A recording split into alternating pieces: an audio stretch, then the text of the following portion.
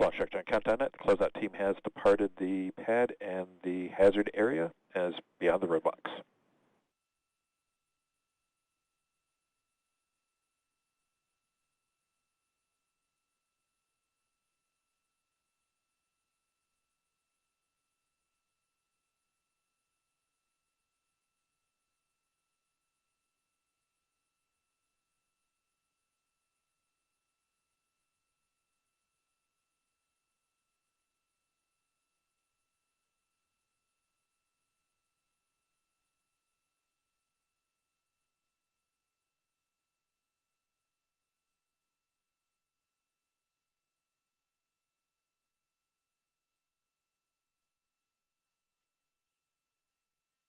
Field lead has started.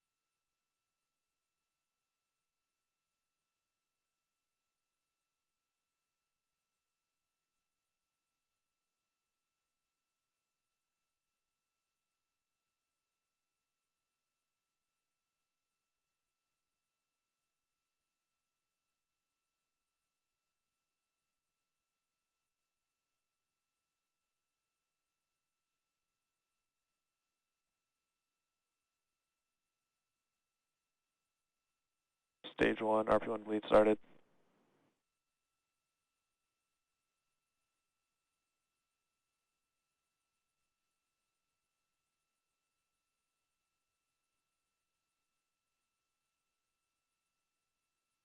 And stage 2, RP1 bleed started.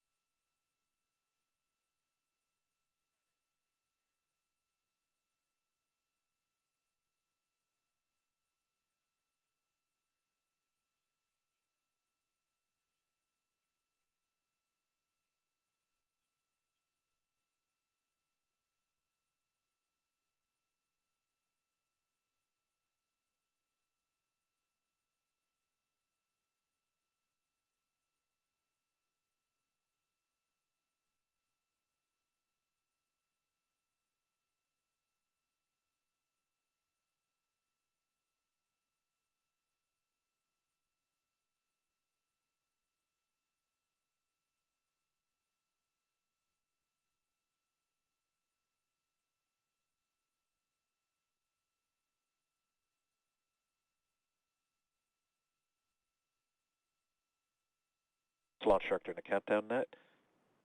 We're ready for poll for propellant load and launch. Please review your launch commit criteria.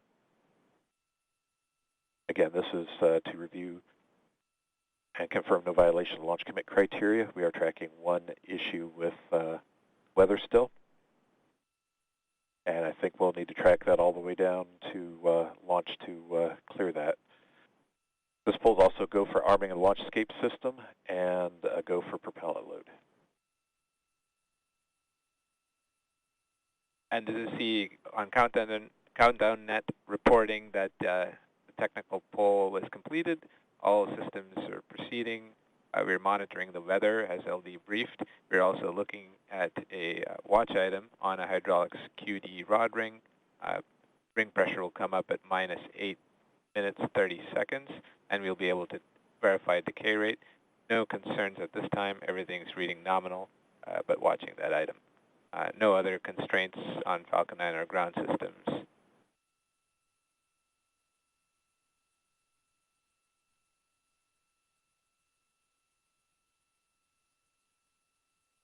Stage 2 RB1 bleed is complete.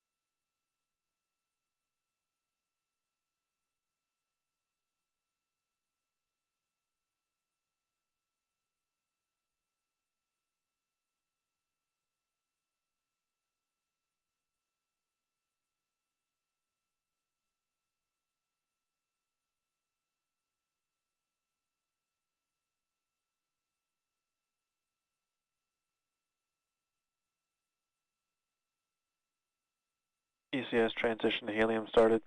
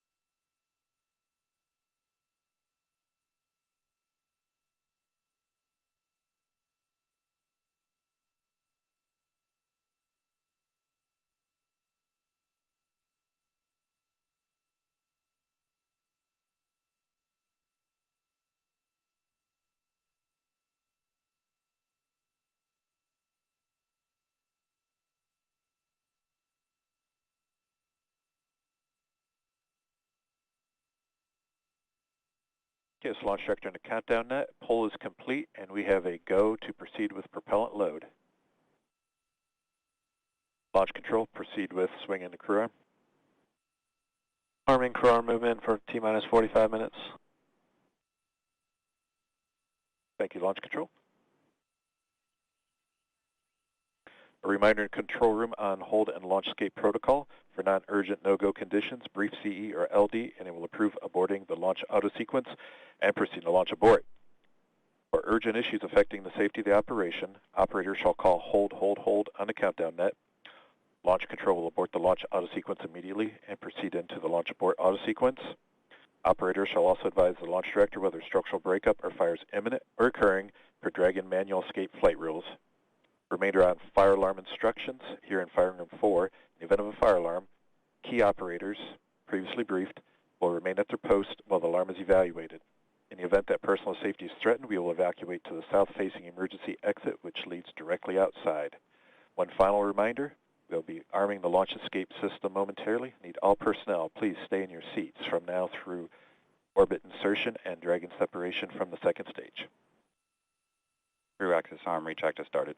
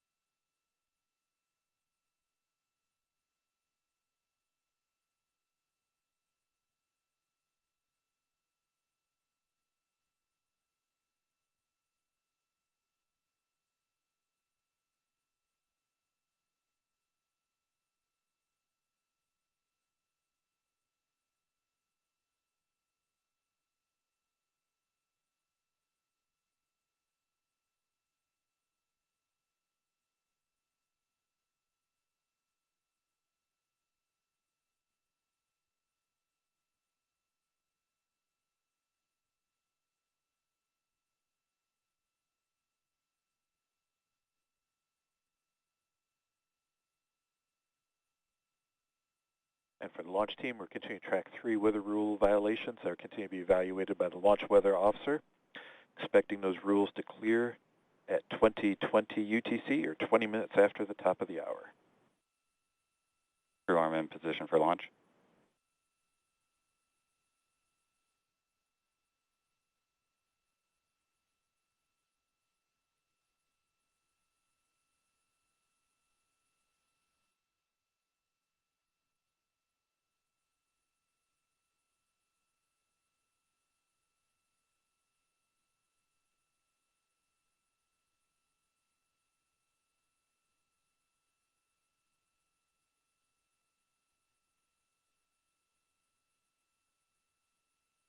Stage 1 fuel bleed is complete.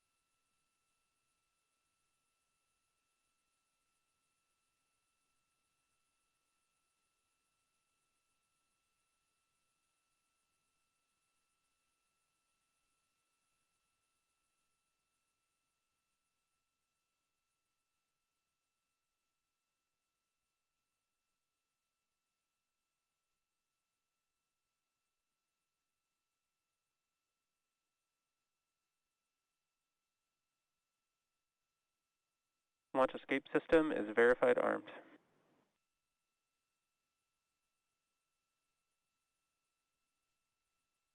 Service section per switching to GN2.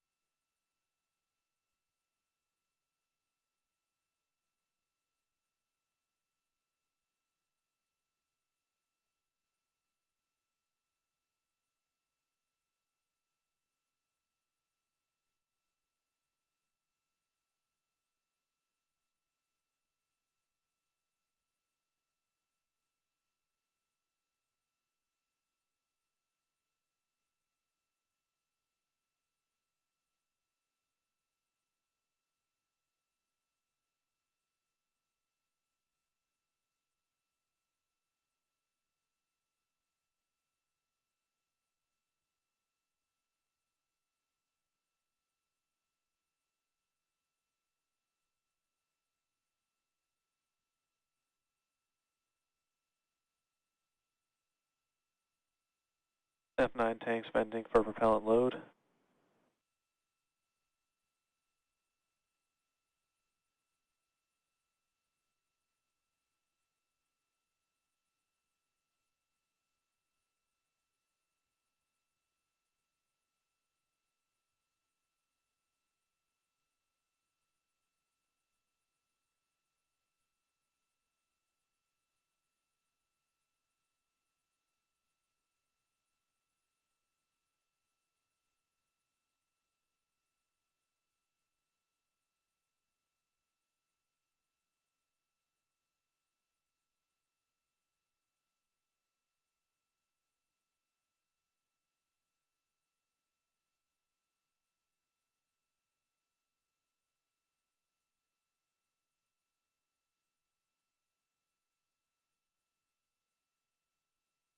Marie and Lauren, I am getting goosebumps over here. It's just an exciting moment.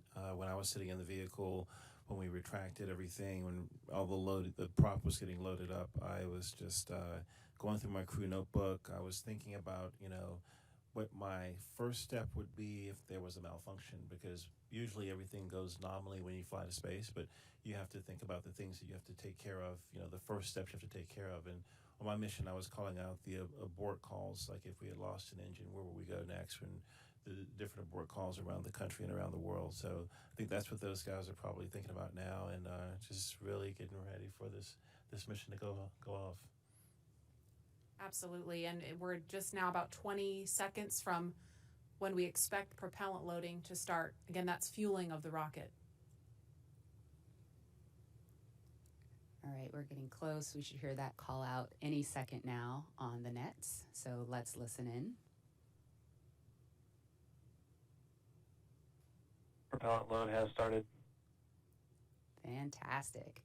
So prop load has started. We've started loading liquid oxygen on stage 1 and stage 2. Liquid oxygen and RP1, which is our rocket grade kerosene. So now that we are 34 minutes and 42 seconds away from the first launch of astronauts into orbit from American soil since 2011, we know that the launch escape system is armed, which happened just before fueling. Dragon prop load happened weeks ago, actually just a few miles down the road at what we call Dragonland. And those propellants, which are MMH, or monomethylhydrazine, that's our fuel, and NTO, or nitrogen tetroxide, that's our oxidizer. Those not only feed the Draco engines that propel Dragon on orbit, but they also supply those 8 Super Draco engines of the launch escape system. So I have one right here, a little model. It doesn't come off the stand. Don't break it, Lauren. All right, I know, it's very nice. So as you can see, the Dragon is actually broken up into 4 quads, and each quad has 2 of the Super Draco engines for a total of 8 of them. And as I mentioned, they are biprop engines. They have MMH and NTO as their oxidizer.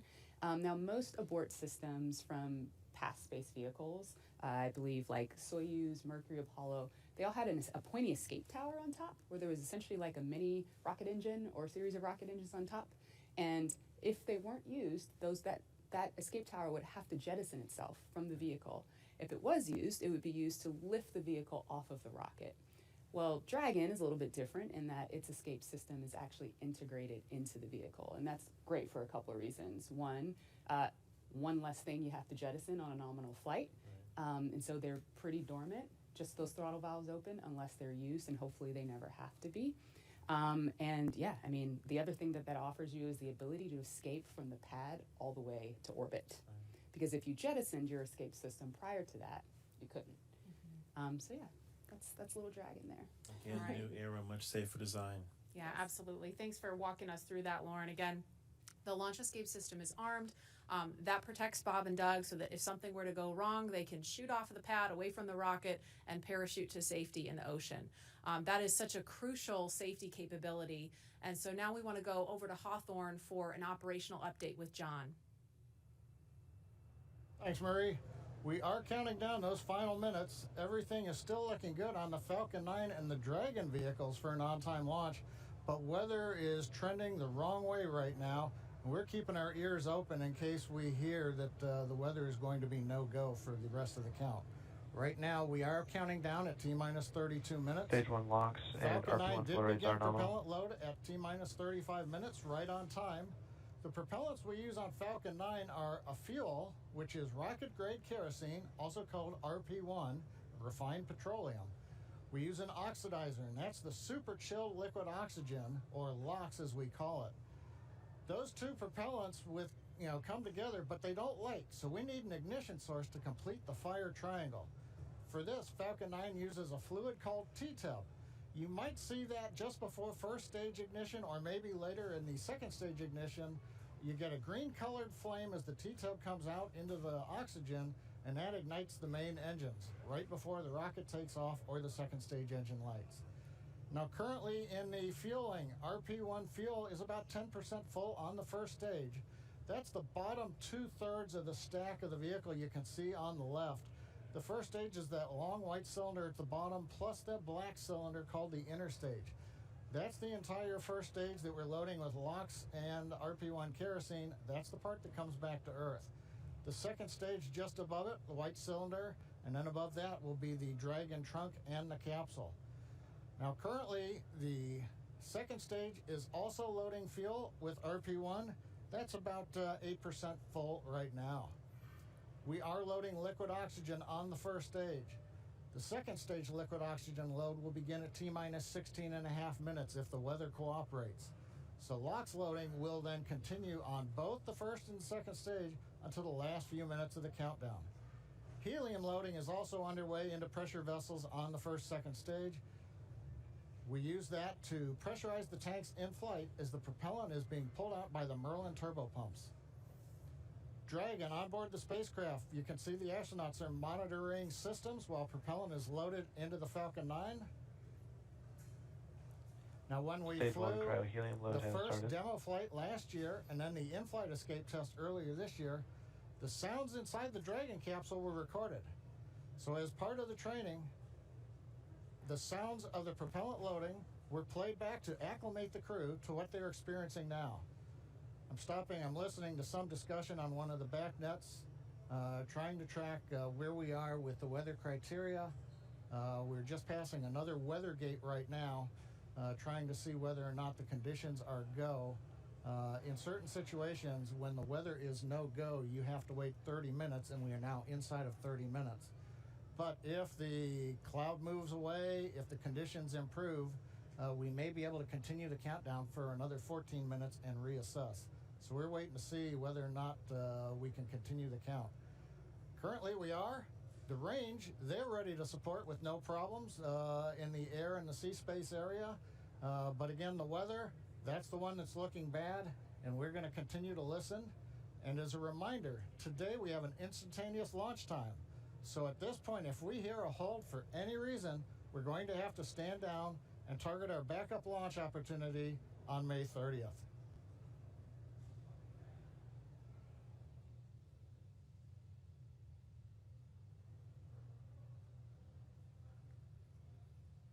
For Demo-2, Bob and Doug's flight to station will take about 19 hours, and their journey is fairly similar to the trip our cargo Dragon makes back and forth to the International Space Station, with two noticeable differences: docking and splashdown. As we await T-minus 0 in just a little over 28 minutes from now, ground operations teams just doing those final series of system checks, making sure both Dragon and Falcon 9 are ready for liftoff, and really keeping an eye on that weather. You're just continuing to get live views of the teams. You've got Falcon 9 and Dragon on your left, and then Bob and Doug on the right as they prepare at the Cape for liftoff. Once we hit T0 and a successful launch occurs, we will watch Falcon 9 and Dragon make their ascent until Falcon 9 and first and second stages separate and send Dragon on its way to the space station. And once it gets on orbit, mission operators will prepare Dragon for on-orbit operations, where Dragon will execute a series of burns that are going to gradually raise its orbit to align more closely with the International Space Station. And you're seeing some of that track in the animation on your screen right now. After doing enough of those burns, they'll put Dragon... Oh, sounds like we're going to get a weather update real quick for the crew. Go ahead, Spacer. Yeah, we're currently just evaluating a constraint on the field mill rule, which looks at lightning energy dissipation. We expect to have an update at about T-minus 20, and more information there on whether we would be able to continue into the prop load or scrub at that time.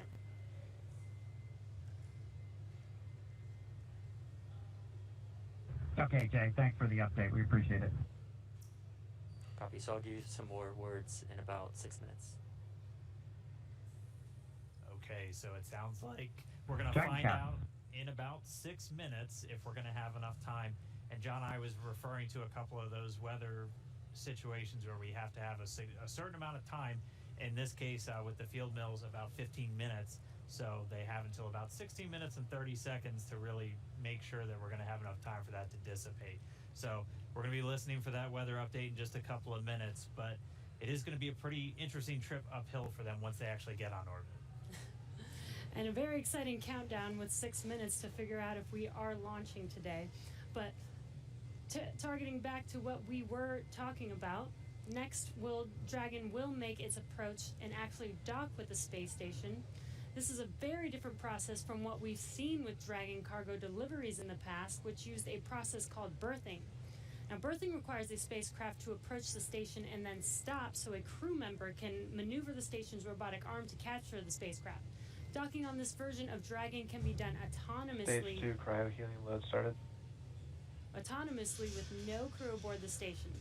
It's typically a faster process, both when arriving and leaving, but it does still require pinpoint accuracy to approach safely. Once captured, a spacecraft then gets attached to a common berthing mechanism. It's the same type of port that we use to connect each of the modules together on board station. It's a little bit slower process than docking, but the hatches are significantly larger than docking ports, which makes them perfect for bringing up large cargo items. Dragon will spend up to 120 days docked before preparing to return home. Following successful completion of Dragon's test objectives and cargo loading operations, the crew will close out the cabin, perform final system checks, and configure the vehicle for undocking. Once the automated undocking sequence is complete, Dragon will complete 2 departure burns using its Draco engines, pushing it away from the space station. And then after Dragon departs the station, it's ready for its trip home. And that'll have deorbit entry and landing and a number of other operations. If you're looking at this animation, it might look like we're playing the one we played originally in reverse, because that's kind of how it goes, but just a little bit quicker. All of the operations following the final departure maneuver will include things like trunk separation, closing that nose cone again, executing a deorbit burn. And once they're inside the atmosphere, deploying drogue and then main parachutes, and then finally splashing down off the Florida coast, at which teams will move in, get Bob and Doug up out of the water, and get them out of the capsule once they're on the boat.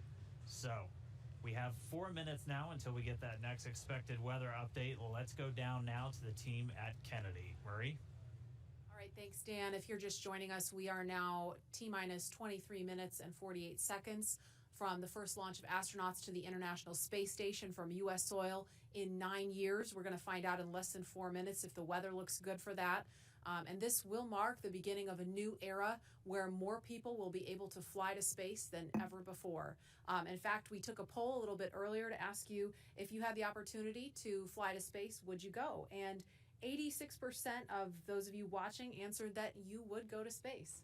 That's an incredible number. I think, realizing that you don't have to be a military astronaut or a NASA astronaut to fly in space. You can be a regular civilian, just a regular person going off to space on a SpaceX type rocket. So I think that's why the numbers are so high. Yeah, and we are really thrilled to see all the folks watching along online. I know we certainly hope that this is a go, but we're going to hear a little bit of a weather update in less than 3 minutes now. And Leland, I know they're waiting for a weather update, and they've come, almost all the way down the count. What do you think Bob and Doug are thinking about right now? We on SES-129, we were having some weather problems, and I think we were getting close to the countdown, and then it seemed like the sky just cleared up right above our heads. We saw it, and we knew we were going. And, we always know that, you can have any types of delays, fuel, prop delays, all kinds of things that can happen, but we've trained over and over and over again for these types of scenarios. And so, we want to be safe. We want to be safe for our families, and we'll, do this another day if it doesn't work with the weather. I love that John I always says weather. It's that thing that everybody talks about, but no one can do anything about it. I know. And it is this interesting thing of just, you know, succumbing to Right. Mother Earth. She's going to tell us if we can go or not today. Right. Yeah. Well, if it happens, I mean, look at it this way. Bob and Doug got one really great rehearsal in, right? It's always best to practice and practice and practice, yes. So again, we're less than 2 minutes now from that weather update that is going to go directly to Bob and Doug, and we will quiet down so we can listen in for that, because I know we can't wait to find out what that is. And those of you watching that have been following along, we are eagerly awaiting to hear whether the weather is going to be a showstopper today.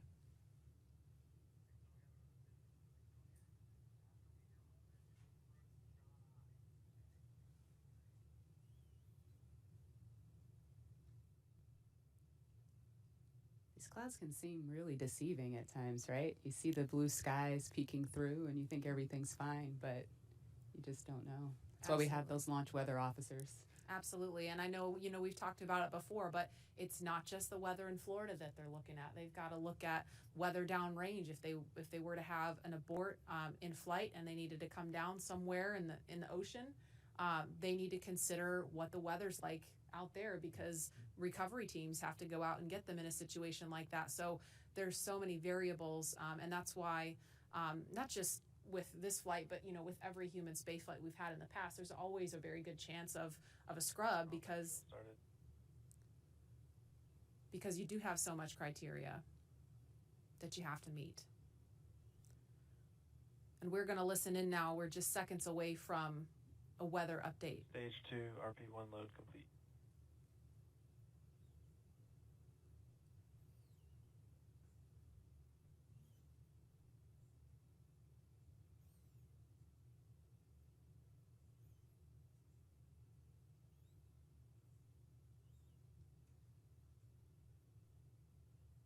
That is liquid oxygen you see venting off the rocket. That's completely normal and expected. We're standing by for a weather update. Unless you can give us another 10 minutes, I don't think we're going to get there with any of the rules today. I'm going to give you 10 minutes. I mean, another 10 minutes past T0. Oh, 1645 local, I think we'll probably be clear on all the rules, but not quite going to make it for this. Okay. We're going to check back in with you in about 2 minutes, and then I'll call it up at about 17 minutes. Okay. Yeah, there's some of them are starting to count down, but we still have one above 2,000. So if that gets below,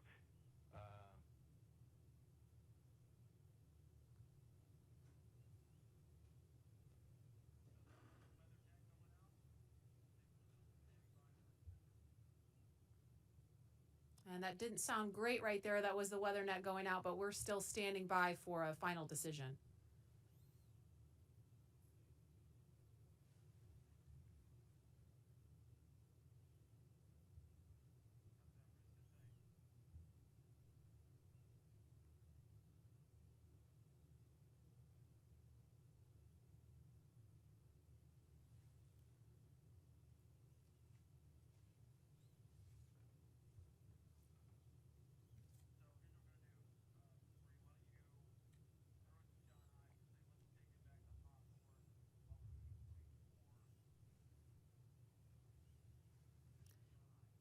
And we're going to continue to listen in for an update, but in the meantime, we're going to go over to John Innsbrucker at SpaceX headquarters in California. John? And Dragon SpaceX on weather. We're still T-minus 18 minutes and counting. LD is we are still red on weather. Expect an update from LD. We're waiting in about another minute for one final check with weather.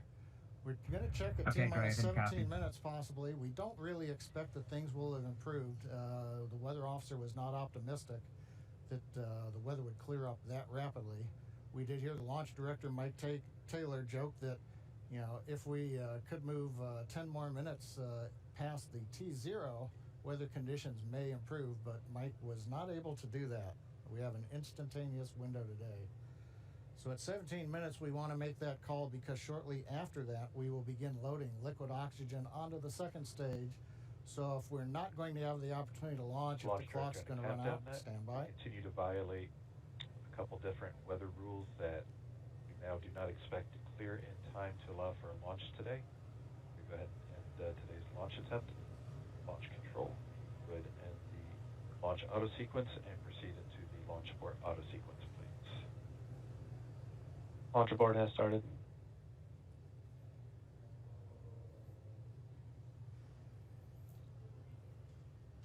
And Dragon SpaceX, unfortunately, we are not going to launch today. You are go for 5.100 launch scrub. 5.100. It was a good effort by the teams, and we understand, and we'll meet you there. Copy all. We've heard the call from the crew. They have been informed. Launch Director Mike Taylor has called a scrub for the day, and we got the feedback when the Dragon team informed Bob and Doug. They said we gave it a good try, but they understand, and we are here to try another day. So right now we did officially hold the clock. It looks like a T-minus 16 minutes, 54 seconds. The launch automatic sequence that controls the Falcon 9, the loading of propellants, the cycling of valves, that is also stopped. We now proceed into what is a normal scrub sequence for us. We practice this every launch. So now we move into safely taking the propellants, the pressurization gases back off the first and second stages. As things get into a safe configuration, then we will disarm the escape system on Dragon, and we'll bring the crew access arm back around the spacecraft. So right now, we got down to just inside 17 minutes. The hardware was working very well on both Dragon and spacecraft. We had the fuel loading going on. We had liquid oxygen loading going on, everything but the second stage. And the weather just needed a little bit more time to clear the conditions. We didn't have that time because we had an instantaneous window. And so with that, SpaceX Launch Director had to call upon the input from weather, Dragon, had to call a scrub Thank for you, the Mike. day per the safety rules that we have for this flight. So right now the team is undergoing the post-scrub operations on both Dragon as well as Falcon 9, working with the range. No issues being reported right now as we start to go through that sequence. Everything looks good.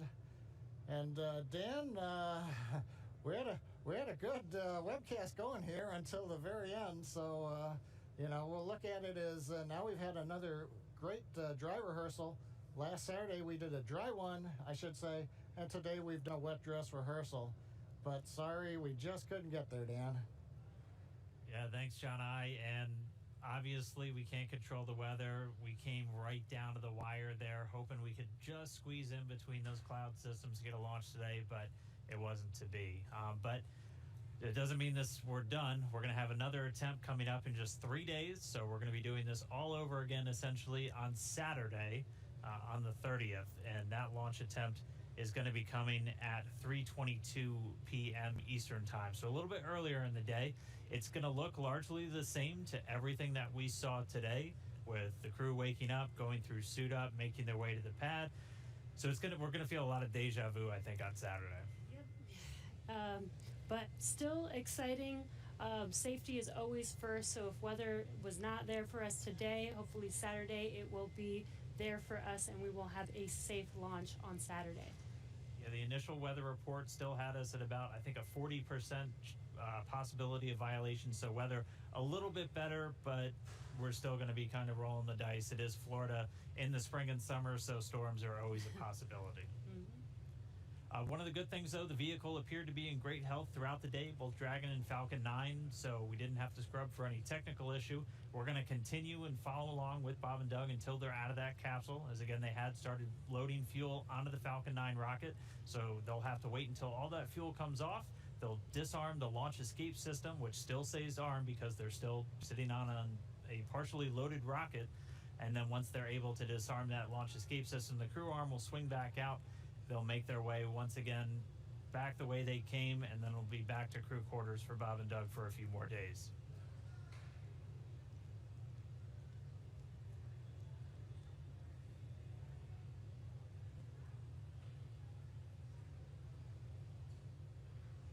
But if you're just now tuning in, wondering why we're not still counting down, we did have a launch scrub today. We were just a little under Stage 1 17 LOX and minutes. fuel flow rates are nominal for offload. Expecting about a 40-minute offload time. And so that call out, the LOX, the liquid oxygen fuel pumping out of the first stage of the Falcon 9, everything looking good with that. Expecting about 40 minutes for all that fuel to come off. So again, once that fuel comes off, Bob and Doug will be able to disarm the launch escape system, and that crew access arm will swing back out. They'll be able to make their way back down and then over to crew quarters. So unfortunate scrub today because of weather. That was the one thing we were tracking from the moment we started today, watching Bob and Doug get suited up for their launch.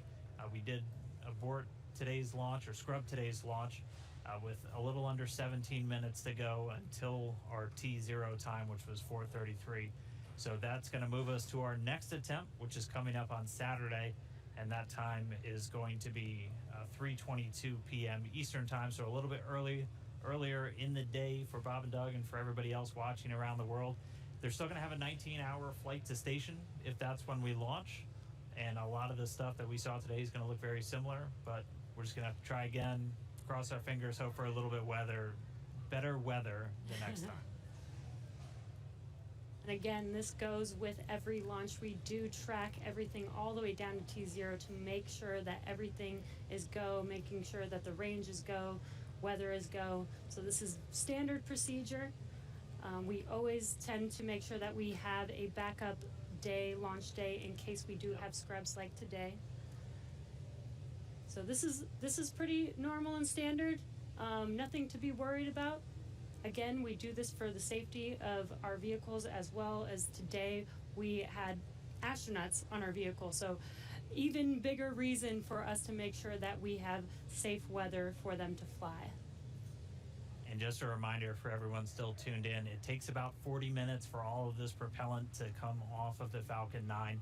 And while it is offloading that launch escape system on Dragon, which is designed to pull the capsule away if there's any issue with the rocket or anything on the pad, that is still armed. So we're going to continue to stay with this until all the propellant's off, and then we'll see the launch escape system get disarmed. Bob and Doug will be able to open up their visors again.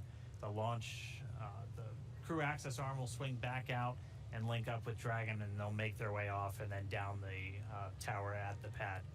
But if you're just now tuning in, no launch today. We did have to scrub because of weather. We're going to be moving to our second attempt on Saturday, just a little bit earlier in the afternoon. Just going to continue to stand by as this propellant comes off. We heard a call that everything was going nominally or as expected so far. And then once all the propellant's off, we should see Bob and Doug make their way out of Dragon shortly after.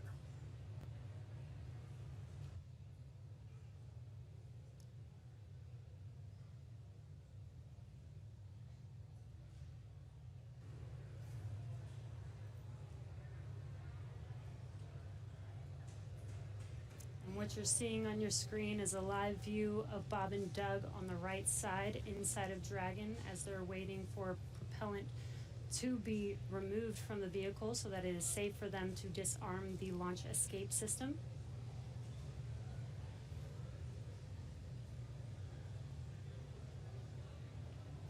And this will take a bit of time, so we are going to stay live with you to watch this as they exit the vehicle eventually and come down from standing down on launch today. Up until the point of the scrub, we had a really clean countdown, weren't tracking any issues with Falcon 9 or the Dragon spacecraft, so always a good thing to see. We did have to scrub because of that weather. To be a little bit more specific, we were still in violation of one of the weather criterias. It was the strength of electric fields in the atmosphere that the 45th Space Wing and other weather operators are monitoring around the launch pad. And that's one of those rules where we need a certain amount of time if we're in a violation. In this are case, nominal, roughly 50% on stage 1 LOX and fuel, 85% on stage 2 fuel. so the propellant offload on Falcon 9 continuing to go well. But we needed a little bit more time if we were going to be able to clear that launch weather constraint. And since we do have an instantaneous launch window today, we weren't able to make it. So We hope for better weather coming up on Saturday, where again our next launch attempt is going to be at 3:22 p.m. Eastern time, and we'll be able to go through everything. I mean, we saw them get suited up. They had a great ride out to the pad. All of their initial checks on both the suits with pressure checks and communication checks went well. Able to get the Dragon hatch closed, the launch escape system arm, and Falcon 9 started its fueling. Just not able to make a good weather window today. And as John and I said earlier, it was just another great rehearsal today. I don't think you can get enough practice doing this. So when Saturday comes, or the day that we can actually launch the vehicle, Bob and Doug and the NASA and SpaceX team are fully prepared with just an extra rehearsal on the belt now. Yeah, as we had talked a couple of times throughout our countdown, the weather is a lot more complex when we're launching humans. You have some more stringent requirements in place, not only around the pad, but in the case of this launch today, we were also looking at whether the entire ascent corridor, as we call it, so basically the entire way that they were flying up the east coast of the United States in this launch today, we're monitoring that weather because those are areas that if they have an ascent abort, or basically Dragon firing off of the Falcon 9 while they're flying into space, we have to make sure that conditions are good in the sea states around those areas, just so they're not going to be landing in the middle of a hurricane, which we did have a tropical storm forming right off the coast of South Carolina today, just to help complicate things a little bit. And people might be asking, if we knew the weather was going to be a little iffy today, why continue to count down? Well, that is the reason why we do all these checks all the way to countdown. In Florida, the weather is, pretty sporadic. Sometimes a thunderstorm or hurricane will pass through. Within 20 minutes, it's gone, and we could have clear skies for a safe launch. So we continued as scheduled. Standard procedure again to just continue to monitor weather all the way down to the last minutes of the count, and we see what happens. So today, unfortunately, we did scrub for weather, but we will attempt again this Saturday on May 30th.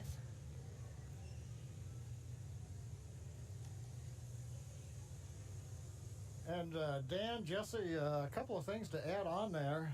Right now we are 11 minutes after the scrub was called. Liquid oxygen and fuel are coming off of the first stage. Hard to tell from the view. It's still a little misty around the tank because there's locks on board. But we're between half and a third of each of the fuel and LOX tanks filled on the first stage. So propellant coming out right per plan. The second stage fuel tank is offloading. That's going slower, but it's also a smaller tank. It doesn't take very long to either load it or to offload it.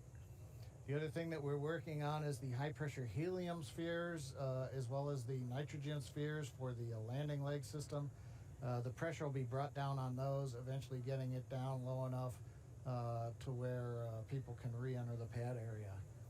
So right now, the team is preparing, once they get a permission, the SpaceX ingress-egress technician team will come back inside the caution area around the pad, make their way up when conditions are right, open up the hatch, and assist the astronauts out of the Dragon. I'd like to point out that for those who are wondering whether or not, having gone through this, putting propellant, pressurization gases on, getting fairly close to launch, whether that has done anything to wear out the Falcon 9 or the Dragon, the answer is no. If you can recall, the Falcon 9 is designed for at least 10 flights, and about time we get up to a 10th flight, we'll be doing testing to find that we probably got enough margin to continue keep flying. So this is the very first flight of a new first stage and a new second stage. So we haven't even gotten through the first flight. And in all of our margin calculations, we also take into account the fact that we may scrub a launch. So even today's operation, where we have pressurized and we have stressed the vehicle a little bit, that's taken into account in our design and our qualification testing.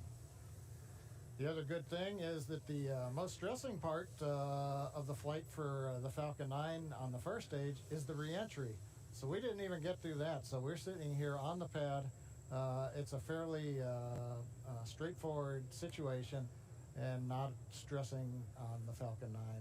And on the Dragon spacecraft, with the human rating factors to carry crew, there is enough factors of safety, margins of safety, redundancy, that just having 2 people on board and closing the hatch and even pressurizing the propellant system does not eat into the margins of Offload's the vehicle continuing nominally, significantly. 30% on stage 1 So launch, right now 35% everything's continuing to stage 1 offload. fuel. The automatic sequences that we use routinely, both at the launch sites, Kennedy Space Center, Cape Canaveral, even Vandenberg Air Force Base, as well as in our Texas test site for first and second stage. Those sequences are running. Propellant is coming off of the vehicle per plan. And we see Bob and Doug up in the Dragon spacecraft, just waiting when we can get up there, open the hatch, and help them egress and come on back down the tower. And the other thought I had, Dan and Jesse, is right now we are coming up on what would have been T0, and I'm wondering 10 minutes from now whether the weather officer would turn around and say, yes, it turned good. You just didn't have a long enough window. We only had 1 second and we needed 10 minutes.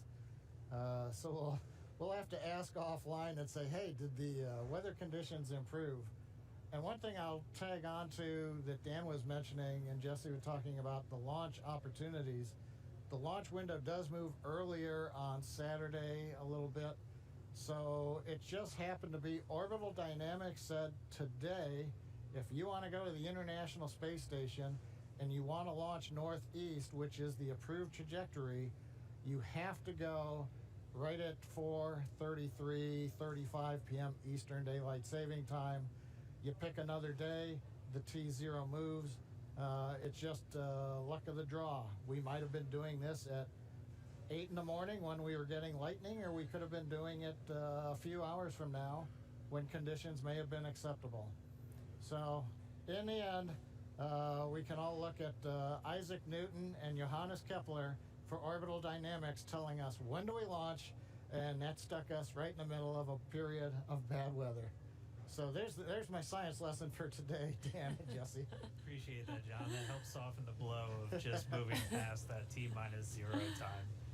But for anybody, if you're just now tuning in, wondering why Falcon 9 is still sitting there on the pad as we move past that T0, we did have a scrub for weather today, just not able to clear all of those constraints. We keep a very close eye on the weather around the pad and their whole way Dragon uphill. SpaceX for weather.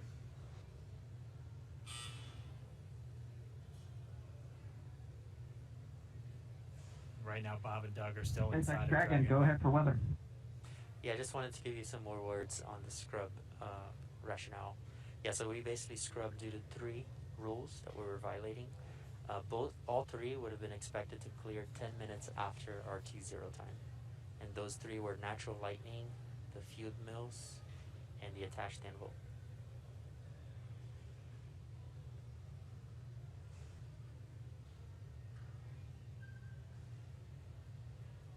Yeah, we copy, Jay. We appreciate that update. We could see some raindrops on the windows and just figured that whatever it was too close to the launch pad at the time we needed it not to be. So we appreciate that. Understand that everybody's probably a little bit bummed out. It's just part of the deal. Everybody was ready today, and we appreciate that. And the ship was great.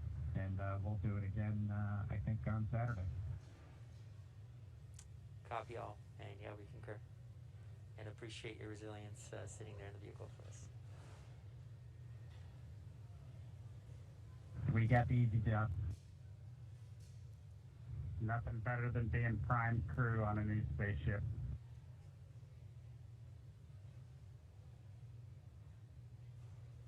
Copy that. Some great words from Bob and Doug. They're feeling good inside Dragon. They'll be ready to go when we make our next attempt on Saturday. Right now, we're just still waiting for all of the fuel to come off the Falcon 9 rocket.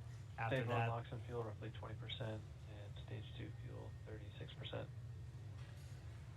And so that call right there, we're still at a little over 20% on fuel, RP1, and LOX, liquid oxygen, on the first stage, and then at about 26% on RP1 on that second stage. So again, it takes about 40 minutes once the process starts, so we should have right around 30 minutes or so until all that fuel's off. And then the crew will get the go to disarm the launch escape system. We'll see that crew access arm swing back into place, and they can begin to egress or get out of the Dragon spacecraft.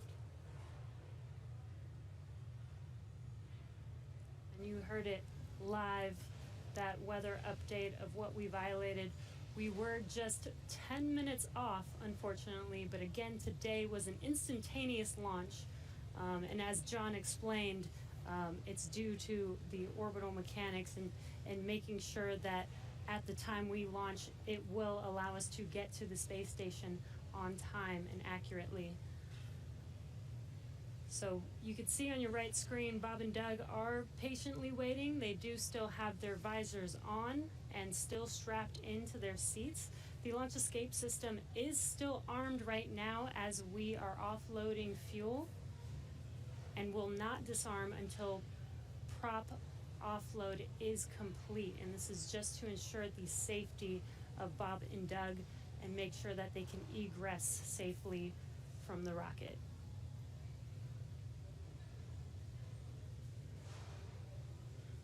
And just a reminder, today, just this first attempt, we're going to be right back here, looking like on Saturday for attempt number 2. Launch America is not going anywhere. still on the track to get Bob and Doug into space, get this Crew Dragon up to the International Space Station. So it's always good. If you're going to scrub, probably rather scrub for weather than an issue on either Falcon 9 or Dragon. And we weren't tracking any issues with the flight systems throughout our countdown today. Everything passed with leak checks on the hatches and the crew suits. All the communications working great. All the teams were ready to go. So, as John and I said, always nice to have a little bit more practice, and we'll be right back at it on Saturday. What would this launch be if it wasn't even more exciting to try and launch today, and now we have to push it to Saturday? Really got to build the suspense. Yes. So. Hey, Dan and Jesse. Another thought crossed my mind while I'm watching the diagram here showing fuel is just about off. First and second stage, we're down under 10%. LOX is also just about off of first stage. 10%. Yep, we're getting the announcement. Fuels roughly 20%. Stage 2 fuels at 20%. Stage 1 LOX is under 10%. So just continuing to come off of the vehicle as expected. On the monitor, Bob and Doug continue with visors down. Their launch escape system is armed, as we've mentioned. If there is anything that were happening to go wrong right now, they still have the viable pad abort means, something that we demonstrated way back in 2015 on one of these webcasts when we fired the Dragon capsule using the 8 Super Dracos off of the launch pad, and it splashed down offshore in the Atlantic Ocean.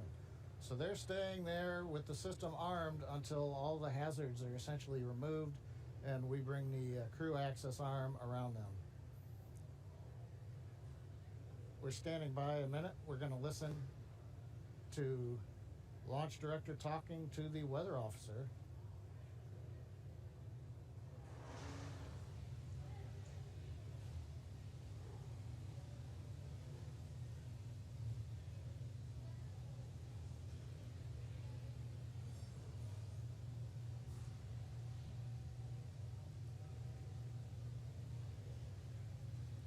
If you're just now tuning in, we did not launch today. We did have a scrub because of weather, but as we were saying, we are looking forward to trying this again on Saturday.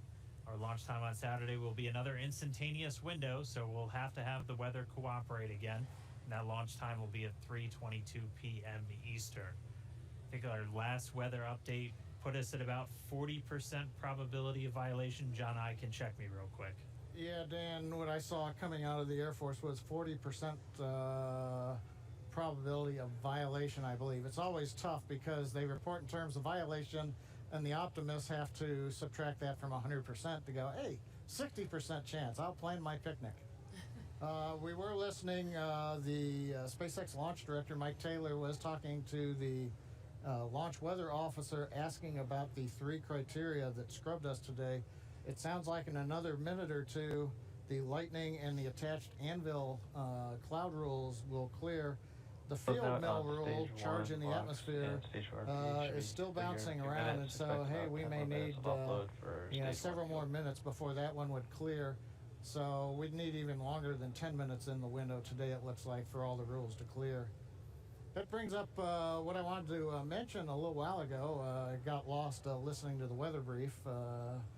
But there are a lot of folks who are going, why an instantaneous launch window for Falcon 9 and Dragon? Now, typically when we go to the space station, when we do the mission planning, it's an instantaneous window. There may be enough performance in the rocket to launch somewhere in a 5-minute period, but you've got to pick a time in there. But in the case of Falcon 9, once we start propellant load at T-minus 35 minutes, it doesn't matter so much if you can move 5 or 10 minutes left or right, because the whole sequence is scripted.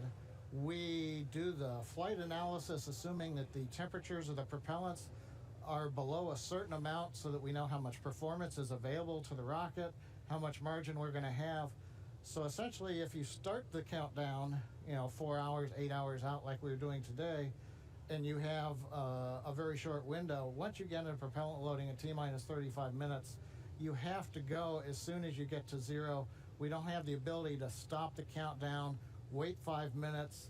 Now all of a sudden the liquid oxygen starts warming up from 340 degrees below zero in the ground system, and that changes how much performance you get carrying into orbit, and we don't want to cut into those margins. Now, if we had something like a 4-hour window, which some communication satellites have, we could actually get down to almost zero, hold the count, detank the Falcon 9, wait a while, it takes us about an hour and a half, reload a whole new batch of cold liquid oxygen and fuel from the big storage tank that we've got there at Pad 39A, and try to launch again. But in that case, you have to be able to launch, about an hour and a half or so later after you scrub. And in the case of the International Space Station, an hour and a half from now, it's nowhere near where we need to be to get to orbit with the performance of the Falcon 9 and the Dragon.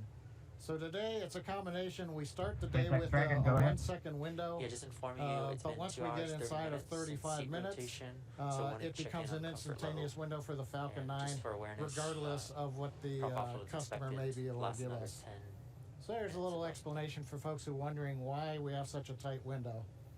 Right now, it looks like we are bringing the last bits of fuel off the stage, and liquid oxygen is just about off of the stage.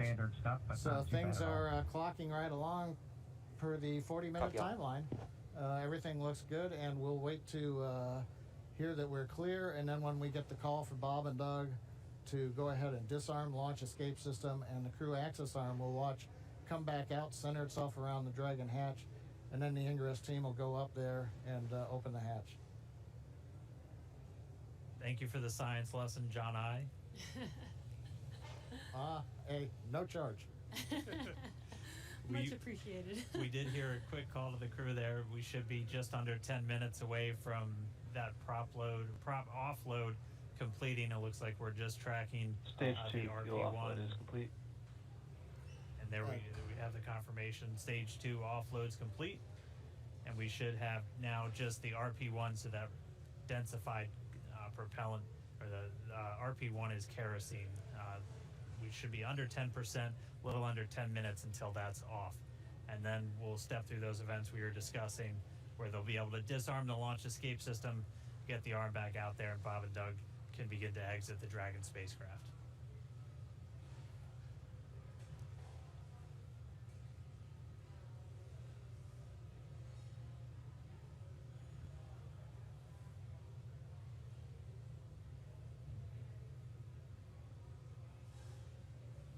Still not the friendliest skies in the background. That is Florida, though. The weather is constantly changing over there, which is why we always have to keep an eye on it through every single launch that we have out there. Bob and Doug are patiently waiting. As you can see, that is a live view of them on the Crew Dragon vehicle as they're waiting prop offload to complete. Second stage prop offload is complete. We are just waiting on first stage to Stage 1 complete. box offload is complete. Waiting on stage 1 fuel, roughly 5 minutes or so. And again, the launch escape system is still armed. We are waiting for a prop offload to complete before they disarm that, and then they will be able to egress from the Crew Dragon vehicle. We just heard we should be just under 5 minutes away from the last of that fuel coming out of the Falcon 9 first stage. And then we'll see those events start to pick back up, and we'll see the crew arm swing back out. They've been in those seats for a couple hours now. They typically get inside of Dragon a little over 2.5 hours ahead of launch. So they've been strapped into these seats for quite a while. They are custom sized though, so they're as comfortable and as snug as possible. Obviously, since they're going to be in them for a really long time, but most importantly, when you're doing that splashdown at the very end of the mission, it's your car seat, and splashing down or landing on land is not the most gentle of procedures in a capsule. So just really making sure that they're snug inside of that Dragon capsule. But we should be a little under 5 minutes away from the prop offload being completed. And as Dan mentioned, those suits are custom made, but the seats are also custom fit for each astronaut as well. They do remain on Crew Dragon for this mission for almost 24 hours about, so we do want to make sure that they are comfortable, and make sure that the suits and the seats are comfortable enough for them to stay in that position for a while. I believe when they get into orbit, they are allowed to get out of their seats and get a little bit more comfortable, but it's a long ride for them. Yeah, once they do get on orbit, they are able to get out of the seats and actually out of their suits too, since for this flight path today, it was going to take them about 19 hours. So Bob and Doug would actually have had about 8 hours to sleep on board the Dragon capsule. So we weren't able to launch today, though. The rendezvous on Saturday should be very similar to what we would have had if we launched today, where it'll take them about 19 hours to get to the International Space Station. So they'll launch, and they'll have a number of different events that we'll be able to walk you through, including manual piloting of Dragon and just really putting the spacecraft through all of the paces before it arrives at the International Space Station. Because, again, this is a test flight, and this is this last test before we certify the Dragon spacecraft for regular crewed flights, which will just be bringing up those long duration, 6 month, maybe even a year-long missions. Right. And it should be a very exciting test flight because it's pretty much like an actual mission. When Bob and Doug get on the station, they will be performing some research while they're up there, performing tests and doing some final things for this demonstration mission. Yeah, but I mean, just for right now, we are just going to continue to stay with them until we see them come out of Dragon, because the launch escape system's still armed while we wait for this propellant offload to complete. That's just done as a safety measure. Anytime you have rocket propellants beneath you, you want to make sure that we have a good way for them to get out of the way. And so we should be within just a couple of minutes for that final bit of RP1 coming off the first stage, and then we'll hear the crew get the go to disarm that launch escape system. We'll see the crew access arm swing back in. But if you're just tuning in, expecting them to be in space, we did have a scrub today due to weather. Our next launch attempt is going to be this Saturday, May 30th at 3:22 p.m. Eastern Time. And just like we did today, we're going to be bringing you every single step of the way. It's going to look a little familiar if you watched all of today's, but it's going to be just as exciting. I can imagine it might even be more exciting with all the anticipation that we've hyped this launch up for, with already going through it all today. But again, the more practice we have, the better off we will be. Hopefully next launch attempt we will have a flawless launch and actually be able to lift off with good weather. Yeah, weather is going to be the big thing that we'll continue to watch. That was the culprit today for our scrub. And our initial weather reports already looking at about a 40% probability of violation. So as John and I was saying, the optimists in us have to say that's 60% good. So we're going to look at the good side of this, and that's roughly what we were in the days leading up to this. we won't have a rogue tropical storm forming off of South Carolina on us on Saturday, but Florida weather will always be dynamic, so we'll just continue to track and hopefully get a good chance hit that window on Saturday. And just a reminder, everything else on the vehicle and for the mission was looking good today. It was just the weather, which, as John I said earlier, and Lauren even referred to him mentioning this, weather is the one thing that we actually cannot control on our missions. So unfortunately, it did cause us to scrub today, but the vehicles are healthy. Bob and Doug were ready, and they should be ready to go again with the next launch attempt on Saturday.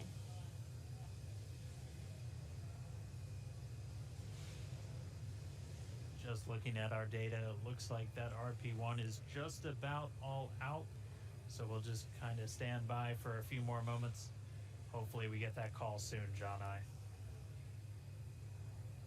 Yeah, I was going to, while we're waiting to hear the call that the last percentage of fuel is off, I was going to comment on Jesse's discussion about it was just the weather. I think during this countdown, there were more words said about the weather than everything else. I'm listening right now to a weather discussion in the background.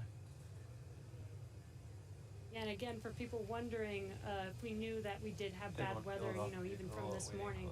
Again, we do monitor this all the way down to the final minutes of the countdown. And with Florida weather being pretty sporadic, sometimes we have even hurricanes coming through or bad weather coming through and passing 20 minutes later and having good weather for a launch. So this is why we continued to attempt to launch today, but unfortunately for T0 today, weather was not on our side. Yeah, Jesse, this is John again. I dropped off to listen to a weather discussion. They were just giving the times. The lightning rule went green, so we could have gone without a lightning concern. The attached anvil rule cleared, but the field mill rule is expected to clear at 58 minutes after the hour. So that's another 4.5 minutes from now. So we were close, but we needed about 25 minutes later launch time. It does remind me, at risk of offending some people, but the old saying that says it's better to be on the ground wishing you were flying than flying wishing you were on the ground. Yes, definitely. Safety first, always, and making sure that when Bob and Doug do fly, they are flying safely and as planned. So again, this is standard procedure for us to make sure that they do have a safe flight to the International Space Station. All right, well, for now, we're just continuing to stand by, expecting the call that all of that prop has now been offloaded from Falcon 9. All right, venting vehicle tanks to nominal TPC set points for ingress.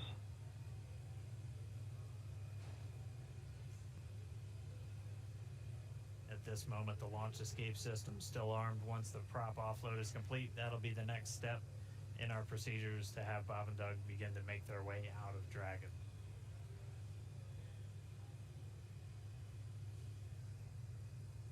LD, count on one. LD. We have the prompt here for nominal crew egress. Okay, so we're ready for launch escape system disarm. As affirmed, ready for launch escape disarm. MD copies. You guys are ready? Yeah, launch team's ready. Go ahead and advise the crew. Yeah, Dragon SpaceX, you copied that discussion. So with that, you are go for disarming launch escape system per section 2 of 5.100. We'll put that in work. Section 2, disarming the launch escape system.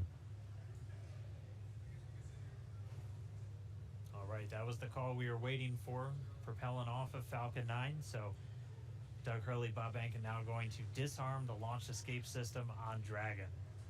And once that's disarmed, those 8 Super Draco engines will be out of the mix. SpaceX Dragon launch escape system has been disarmed into Alpha Decimal 3. Copy that. We concur. And showing then confirmed the launch escape system has been disarmed. And Dragon SpaceX, with that confirmation, you are go to open your visors and proceed to Section 3. Okay, we'll open the visors and go to Section 3.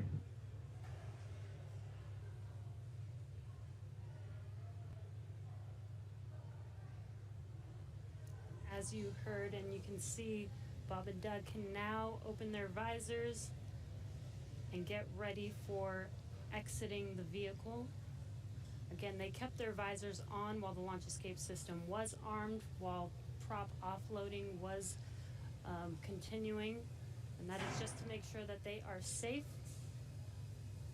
Now that there is no more propellant on any of the vehicles, they are safe to have disarmed the launch escape system and now are getting ready for that crew arm to swing back the hatch to open and for them to egress. SpaceX Dragon with an update. We're holding in 3.4 and we're ready for seat rotation when you are. Copy that. We'll wait for the closeout team to open the hatch and verify clearance, and then we can execute seat rotation.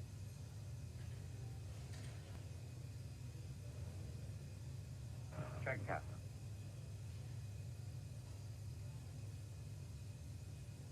And there's that crew arm swinging back towards Dragon. Once that crew arm is in place, they will be able to open the hatch on Crew Dragon. Bob and Doug's seats will rotate back out of launch position so that they can safely get out of their seats and egress the vehicle. And we heard they'll have what they call nominal egress, so just the normal procedures for getting them out of the capsule. That means the same closeout team that was there to get them in will be able to assist as they come out.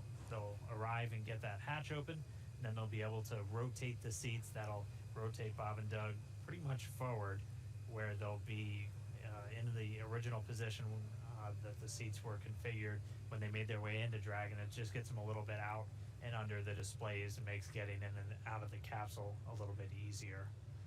They've been in those seats for about 3 hours at this point, so definitely a long day for the crew. As they woke up about 6 hours prior to our T-0, had their breakfast, which we confirmed was steak and eggs, at least for Doug Hurley. And then they proceeded through all of the suit up and the trip to the pad, making their way inside Dragon, where they've been for about the last 3 hours at this point. We were on track for an on-time liftoff right at 4:33 p.m. Eastern Time, but did have to scrub a little under 17 minutes before launch due to weather. So for now, we've offloaded all of the propellant off of Falcon 9. The launch escape system has been disarmed. That crew access arm is back right up next to Dragon, as you can see in that view on the left.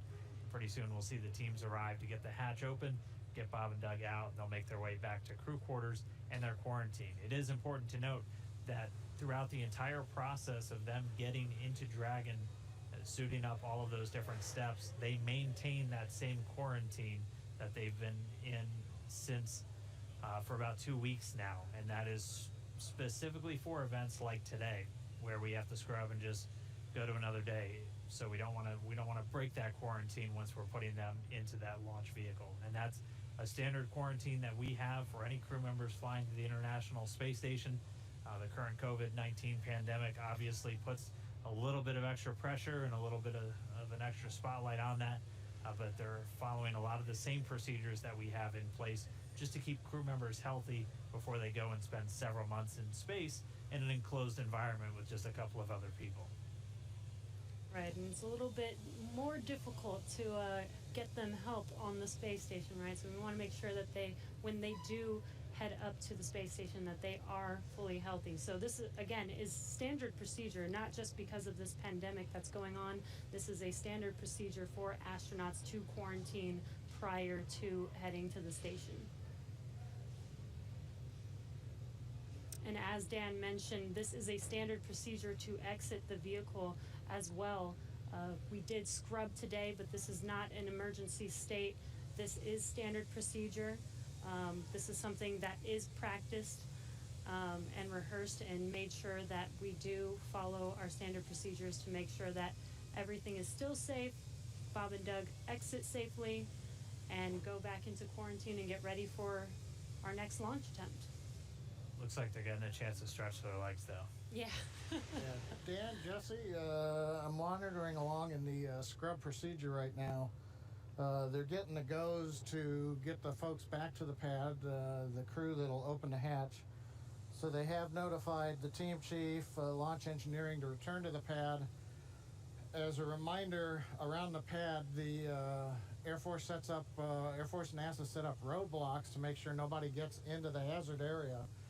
So they will head to the roadblocks, they'll pull them open so that they can drive to the pad. So launch director, I think, is estimating it's still about 15 minutes for the crew to drive all the way down out to 39A, get up the tower, and then begin operations on the hatch. They have confirmed that the purge of the Dragon service section, which is nitrogen during the countdown to avoid an oxygen leak, that is back on air now. The crew access arm is on air, so they're ready for the egress team to get up into the tower, but it's going to take them a little bit still, I think, to drive down the road in the vehicles and go up the elevator. But everything continuing to run per a normal scrub countdown, which we have had the opportunity to practice with the crew in, for example, the dry dress rehearsal last Saturday after we had done the static fire of the Falcon 9 the day before.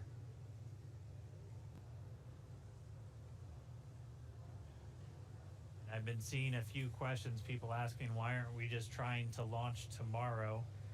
As John and I was talking us through, there's some very specific times you have to identify when you're going to be able to link up with the International Space Station. You'll only have so much fuel, which can only generate so much energy to make sure you're going to intersect with the station, which is flying at over 17,000 miles an hour.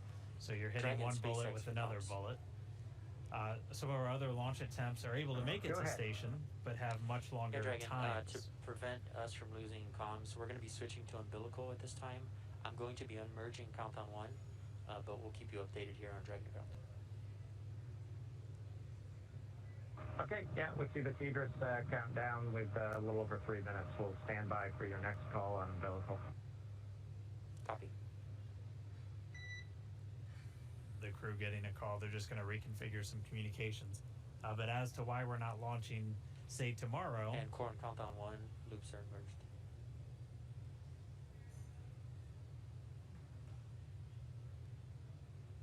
But when we pick our launch attempts, we also have to take in mind some of the human factors of these attempts. Some of these other launch attempts may exist, but it would require Dragon taking in excess of 30 or more hours potentially to reach the station, which could wreak some havoc with the sleep shifts cycles, not only for Bob and Doug, but also for the crew on board station that has to line up their sleep schedule with Bob and Doug as they arrive. And the crews on station and Bob and Doug will be operating off of Greenwich Mean Time once they get there. Dragon SpaceX, comm check umbilical.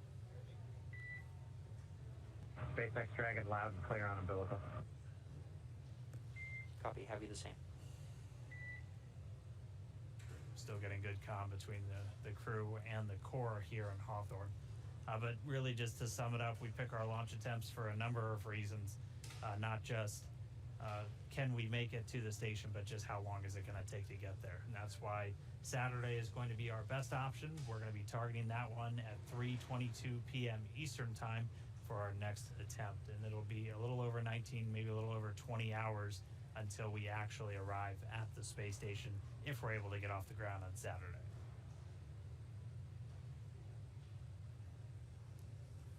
And this gives Bob and Doug, a few days to kind of shake off the nerves from today's launch attempt, give them some more time to rest, and again, get ready for our launch attempt on Saturday.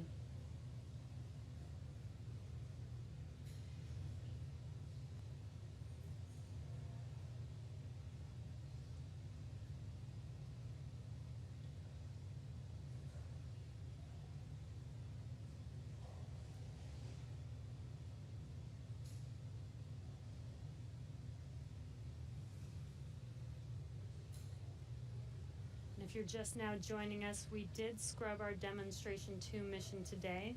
And as John mentioned, we are waiting for the egress team to make it back to the launch pad, head up the tower, and help the crew, or help Bob and Doug egress the vehicle.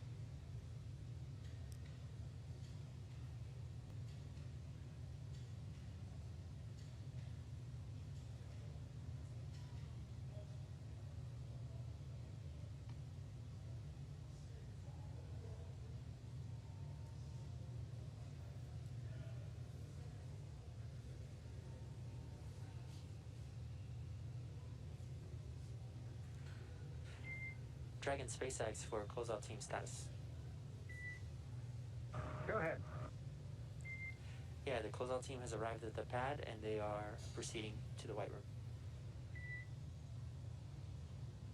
Copy that. You heard that call out. The egress team is at the pad and are proceeding to meet Bob and Doug in the white room, where they can open the hatch and help them exit the vehicle. Yep, and we'll continue to stick with Bob and Doug until we see that hatch get open and them start to make their way out. And then they're going to, oh, and there we can get some views once more back at the pad. You can see that egress team moving back in. They were wearing the black clean suits that we saw as they were helping Bob and Doug get into the Dragon just several hours ago. They're now going to get on the elevator, make their way back up, down the crew access arm, and then we'll get that Dragon side hatch opened. And as we saw earlier, this is a very tall structure, but that elevator is pretty quick there. So we saw them enter the bottom of the tower. It should be a very short time before they make it to the top and are able to get to the white room and open the hatch for Bob and Doug.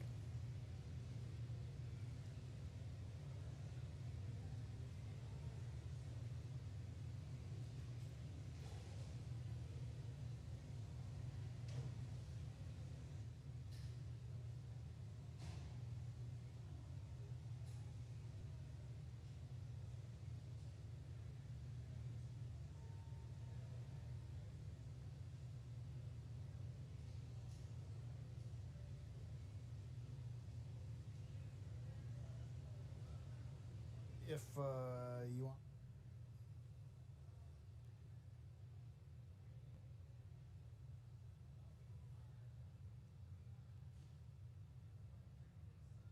And it should just be a few more moments. We'll see that closeout team make their way back into the crew access arm and down the hatchway. And again, if you are just now tuning in, we did have that scrub. It's about a little under 17 minutes before launch. Our next launch attempt is going to be this Saturday, May 30th. At launch time, it's going to be another instantaneous launch time. It's going to be 3:22 p.m. Eastern time over there in Florida. And assuming an on-time launch, it'll be a pretty similar flight that we were looking at today, where it'll be roughly about 19 hours before they make that initial contact to the International Space Station. They'll get on orbit and execute a series of 5 different burns to gradually raise their orbit until they're just a few hundred meters below the station and maybe a few kilometers behind. And then they'll do all of the final approach initiation maneuvers. And by that point, the team here in Hawthorne will be working very closely with the team down in Houston in the International Space Station Flight Control Room.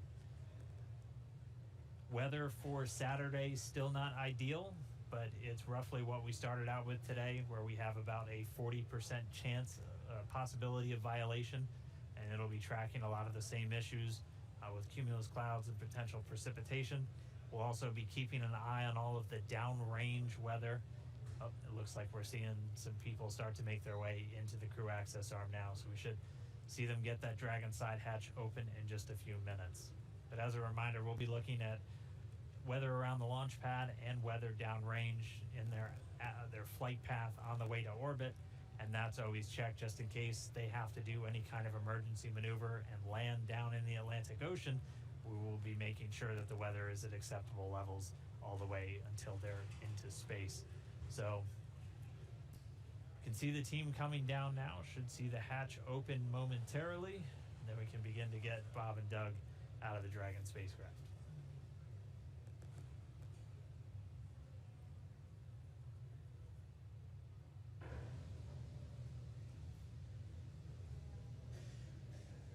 And again, we are staying live until Bob and Doug are safely out of Crew Dragon. You can see on your left-hand screen the team getting ready to open the hatch for them and help them out of their seats.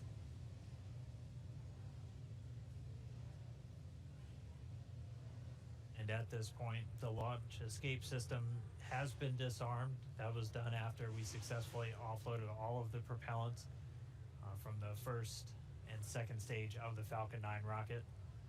There are propellants loaded into Dragon, so the teams look like they were just doing what we call kind of a sniff test, so using a portable detector just to assess the atmosphere around the Dragon capsule itself before they get the hatch open and bring Bob and Doug out.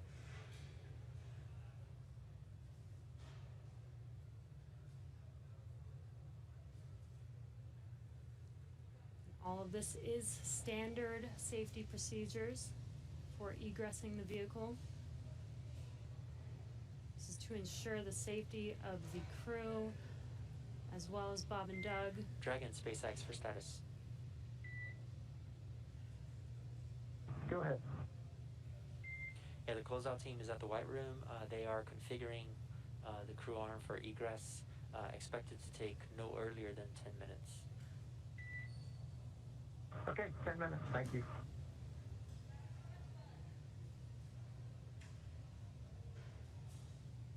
There should be just about 10 minutes. As a reminder, they're in the White Room. We walked through that a little bit earlier in our coverage this morning. The White Room named simply because of its color, and that's something that started all the way back during earlier Gemini missions. And that is literally the last place on planet Earth where astronauts are standing before they get loaded into this vehicle. It has an environmental control apparatus and a seal that it can put right up against the Dragon spacecraft just to keep all of that dust, dirt, and Florida humidity And Dragon out of the SpaceX, capsule. we're right at 3 hours in seat rotation. I just wanted to check in with you on comfort levels. I'd say no changes, Jay. It hasn't been too bad at all. Copy all.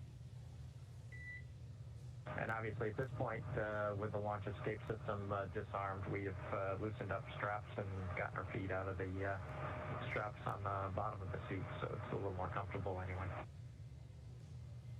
Copy all. Looks comfortable.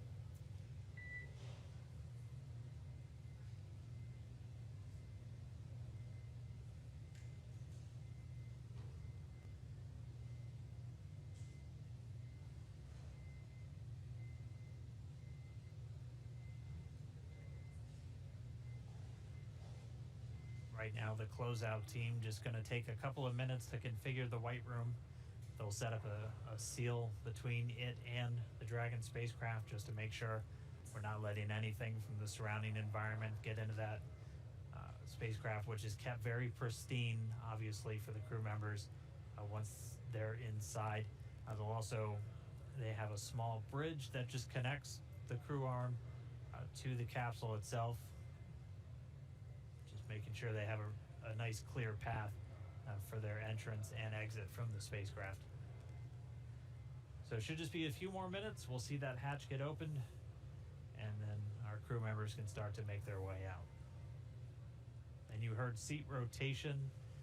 They rotate the seats prior to their actual flight to where they're a little bit more parallel to the ground, and that just puts them directly in front of those displays. We'll see them rotate down, just giving them easy access to get out of the capsule.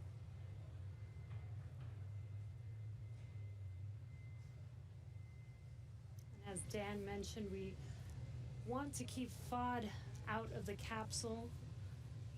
FOD is foreign object debris, so that's basically anything that does not belong inside of the vehicle. So not just like dirt and dust, but just anything that was not meant to be inside of there should not be there. So we are doing everything as a standard procedure to make sure that we do keep FOD out, especially since this is going to be another attempt and another opportunity for FOD to enter the vehicle. As they're exiting, we still make sure that we keep everything basically like a clean room.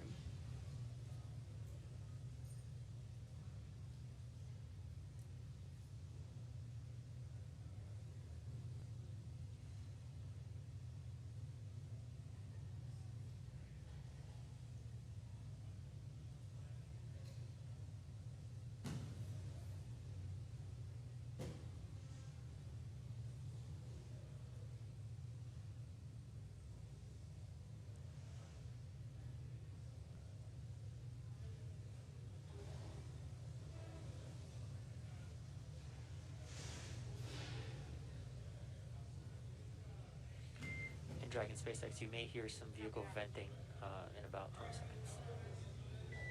Copy.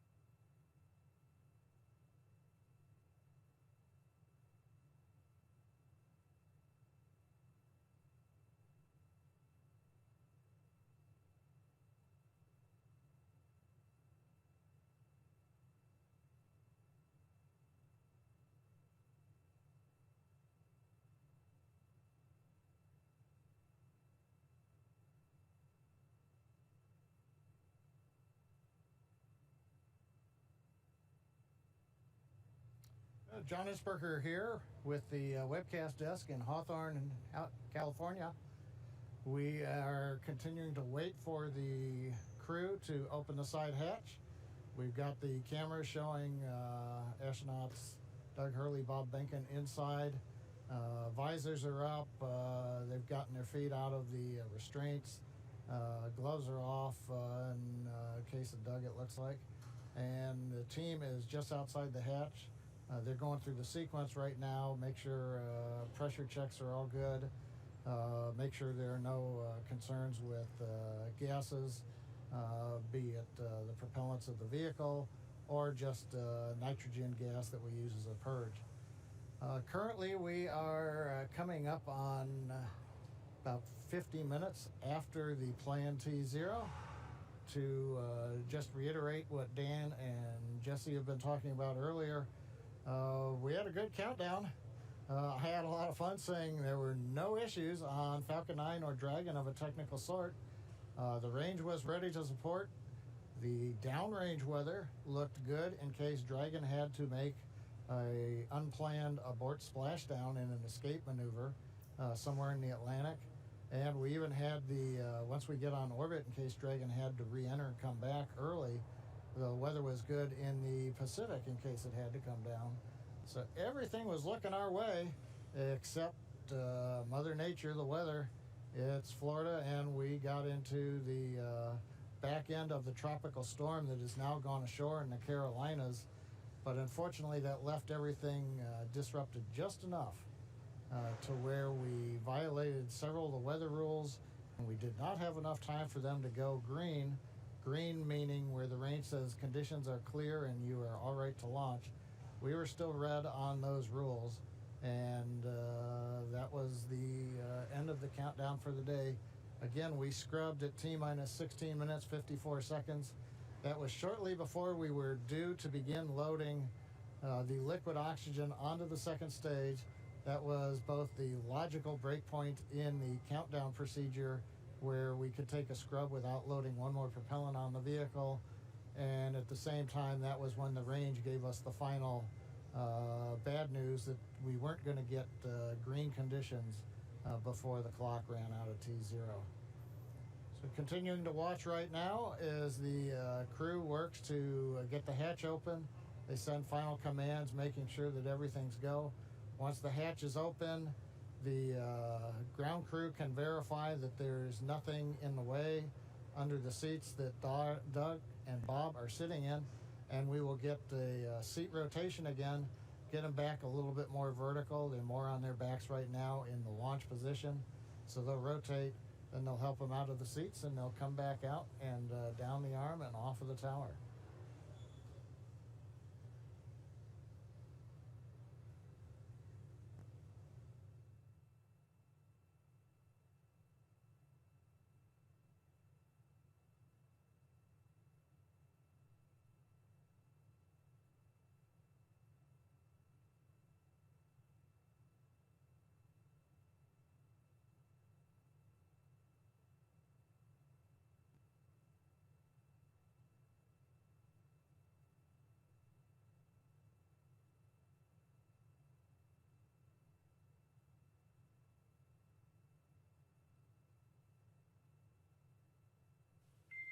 Dragon SpaceX, for status, it looks like the closeout team is inflating the hatch seal, the arm seal right now.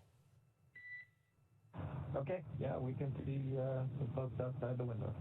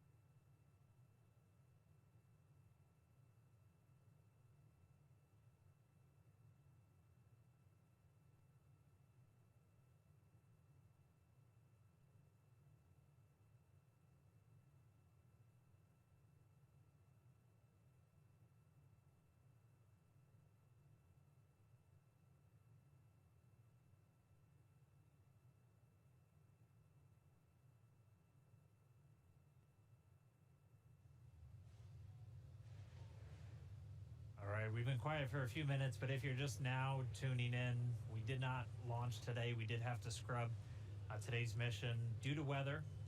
We were just under 17 minutes away from our T0 time at 4:33 Eastern when the call was made. We were still in violation of a few of the weather constraints that just are really there to inform teams when it's safe to launch.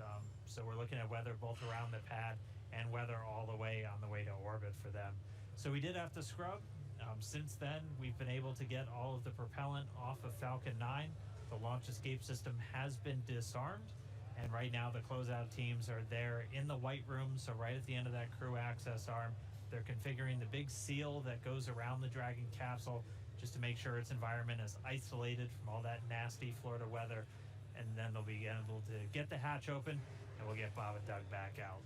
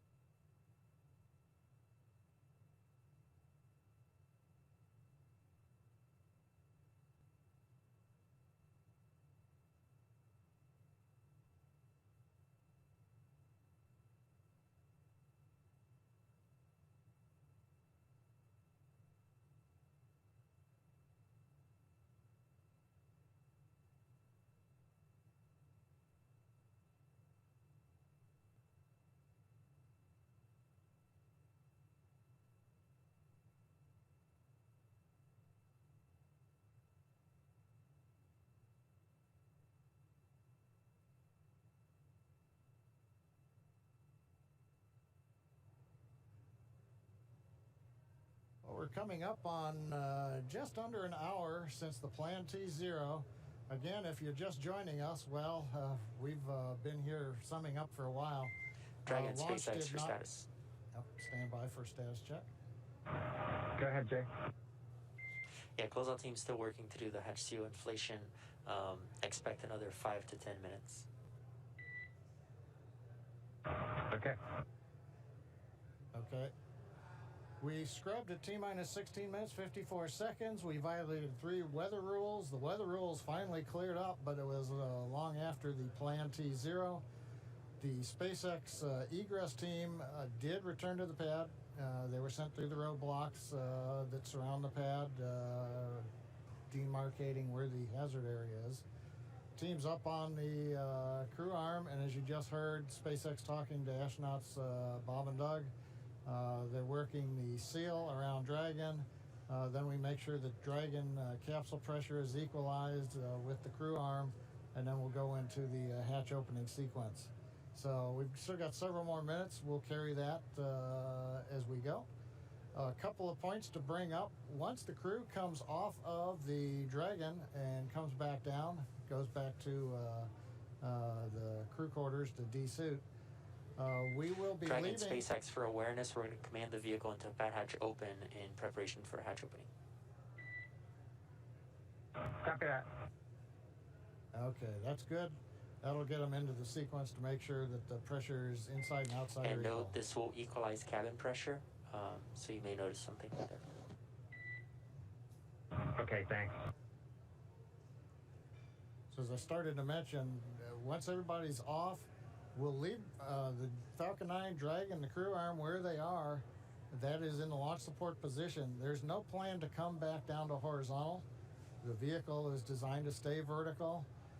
Now, if we were to find something wrong during the countdown as we go through data review, that could mean that we have to come horizontal, as we did late last night, early this morning, as we were working a ground issue on the transporter erector. And then we went right back up. But currently, no plans to come horizontal. We'll stay vertical up to the next launch attempt on Saturday. There will also be, as is typical, engineers will go through all of the data they collected today, and then there will be a report out in what's called a Delta Launch Readiness Review, probably this Friday before we get into the next launch attempt on Saturday. That's where the engineering disciplines will brief management, chief engineer, launch director, mission director, the NASA customer, where we stand on today's countdown, what we learned as well as our readiness to proceed into another countdown attempt. But currently at Kennedy Space Center at historic Pad 39A, we're getting ready for the hatch opening and the crew to be able to leave Dragon, come back down, get out of their suits, and wait to go another day, hopefully this coming Saturday, the 30th.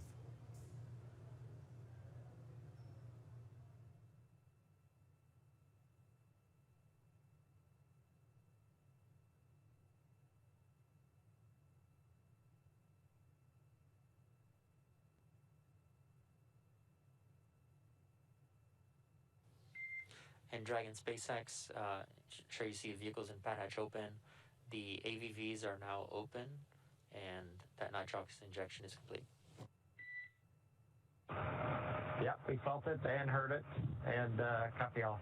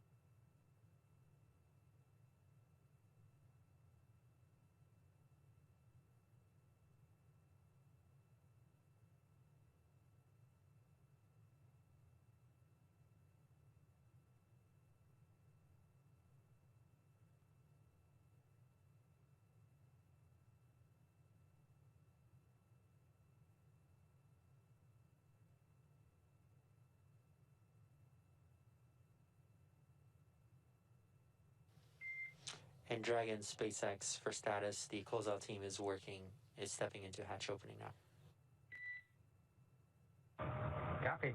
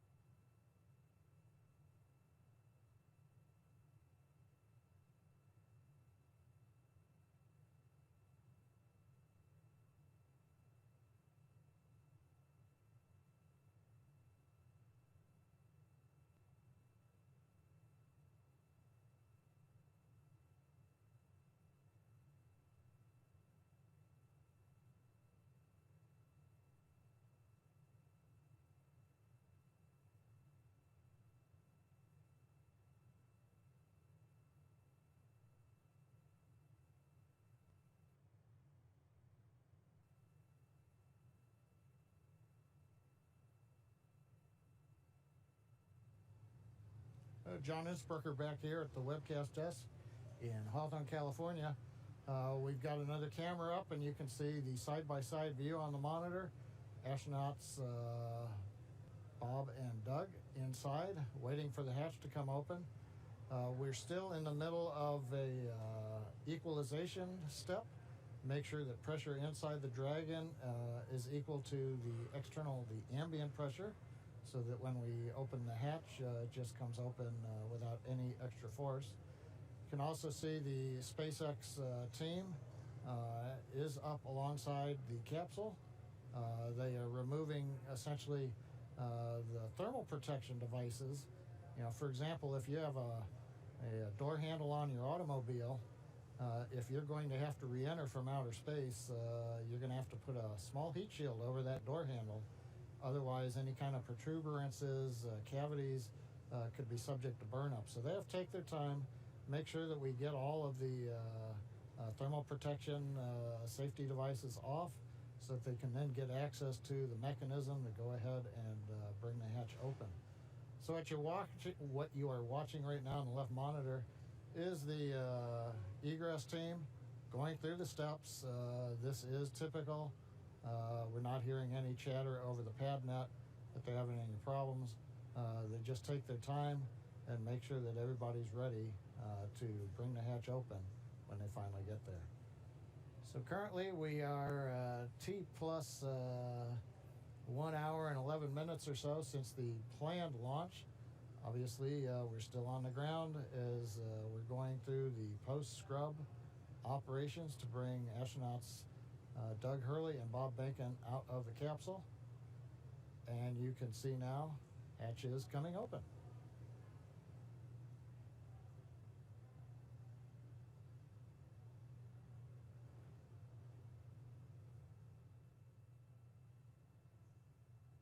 There's a view from the camera inside the capsule. You can see the hatch area. Crew gave a quick wave to the ground crew when it came open.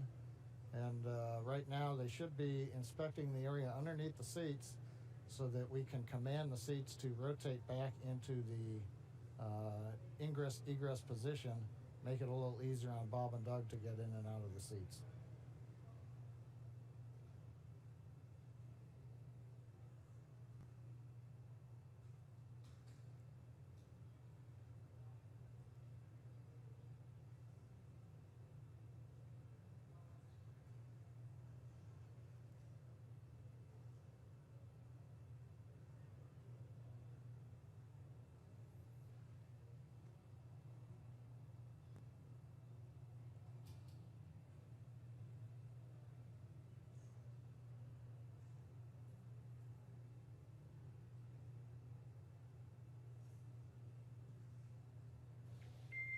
Dragon SpaceX, just for awareness, they have a few more steps in their procedure, and they should be calling to us for seat rotation shortly. Okay, copy that. Yep, we see them working on that, and just as a lead into that, we are ready for the seat rotation. So just let us know when you're ready to start. We'll go.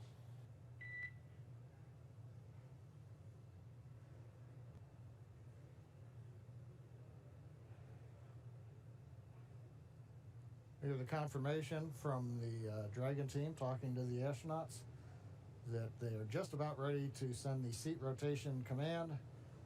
Again, the ground crew is verifying, making sure that none of the cargo that's packed in Dragon underneath the crew, nothing is in the way, nothing came loose. You're looking at one row of crew seating, but there is, as we've mentioned before, Dragon's designed to carry up to 7, but on this flight, for example, much of the cargo that we're carrying is loaded in various areas down below where the astronauts are seated. So they're just verifying nothing's in the way so that when they send the rotation command, the seats will pivot without encumbrance.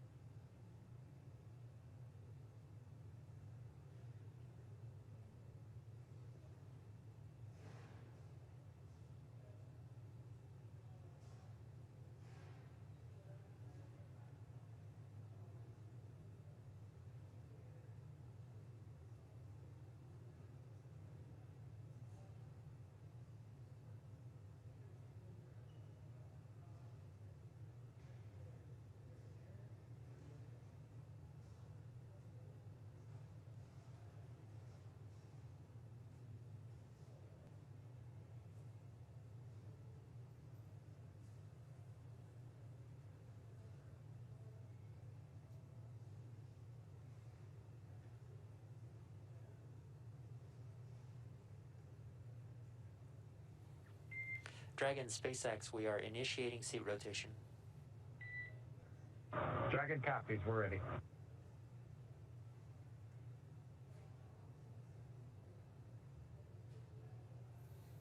That call out from the Dragon core up to the crew, letting them know that we are sending the commands from the ground to rotate the seats, and you can see astronauts Doug Hurley, Bob Behnken rotating in their seat back to a more comfortable position to get in and out of the capsule.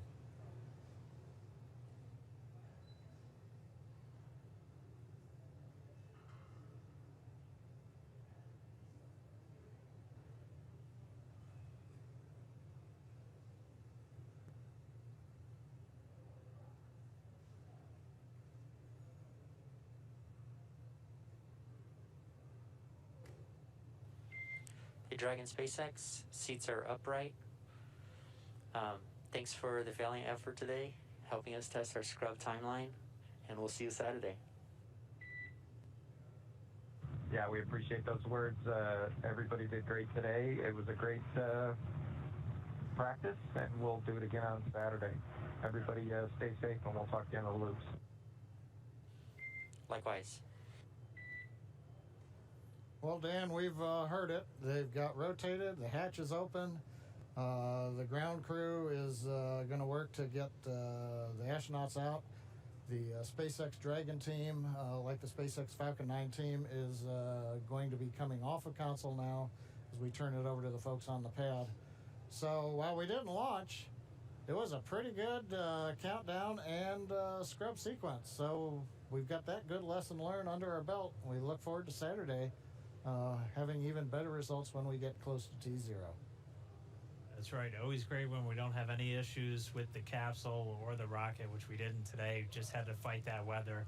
And we'll be doing the same on Saturday. We are looking at about a 50% probability of violation. That's about where we were today. We did see it was all just a matter of trying to line up correctly. And didn't make it today, but we're going to try again on Saturday.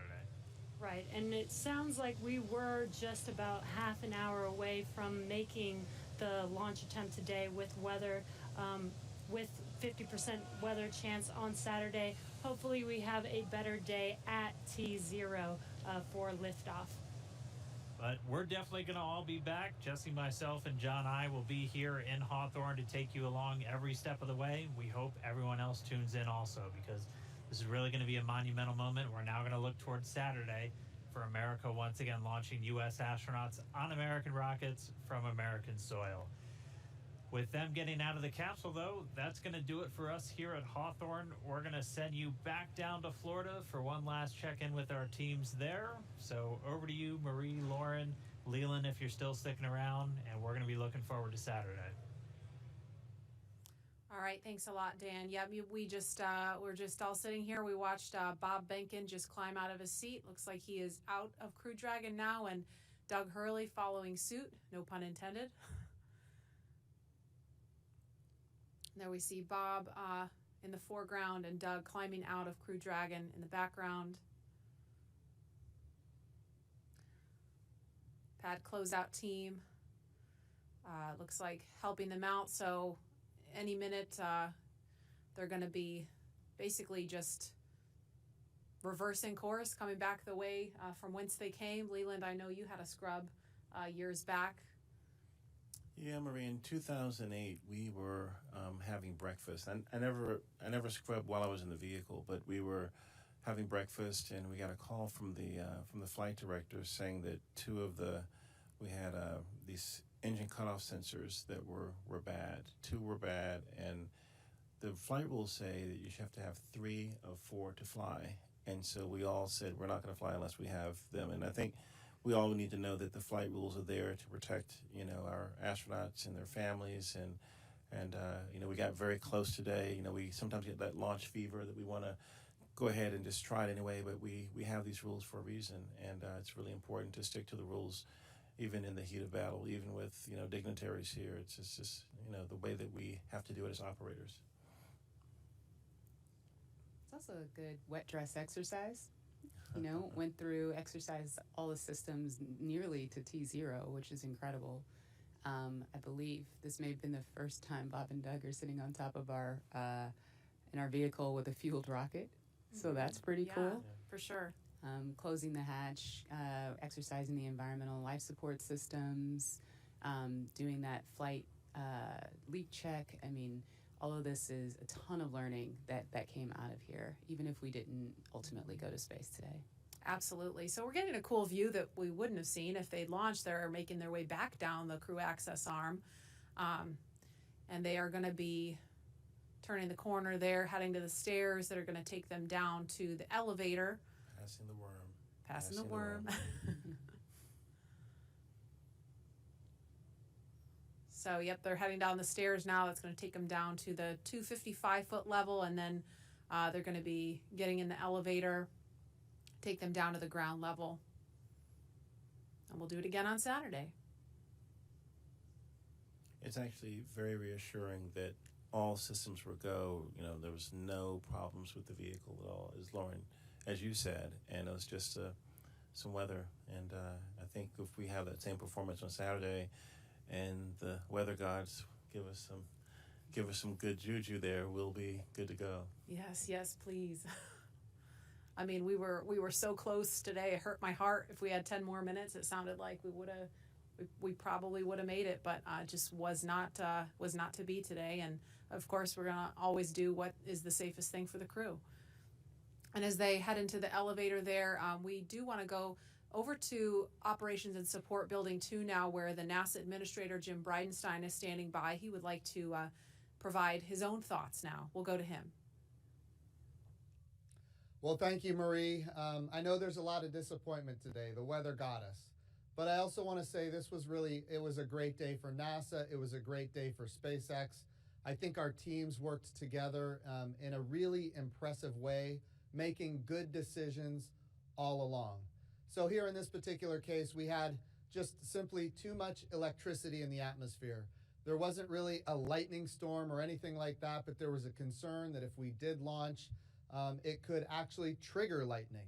And so we made the right decision. We had the parameters set ahead of time, the teams worked together, and in the end, the right decision was made. I will tell you, I've done a lot of interviews over the last 2 days, and in those interviews, I get asked over and over again, is there undue pressure here? People say to me, with all of the attention of the world on this launch, with all of the VIPs coming, are you going to feel pressure on this launch? And I will tell you, as I've told our teams, under no circumstances should anybody feel pressure. If we are not ready to go, we simply do not go. And I will tell you, I am proud, so proud of our teams working together to make the right decision in this particular case. We have a lot to look forward to in just a few short days. On Saturday afternoon, we're going to do it again. Here's what we know. We are going to launch American astronauts on American rockets from American soil. We're going to do that. We're very close. I also want to say that this was an important milestone just today. We did a wet dress rehearsal. We haven't done a wet dress rehearsal with our astronauts full gear before. We've done a dry dress rehearsal. Now we've done a wet dress. So we learn a lot every time we do these things. This is no different. And we get a lot of great data from doing what we just did. So today was a good day for NASA. It was a good day for SpaceX. And we've got a lot to look forward to. So I want to say congratulations to both of the teams. And let's go. Let's go get this done. I know we're up for it. Saturday is going to be a great day. And here we go again. So thank you to everybody for all the great work. Marie, back to you. All right, thank you so much.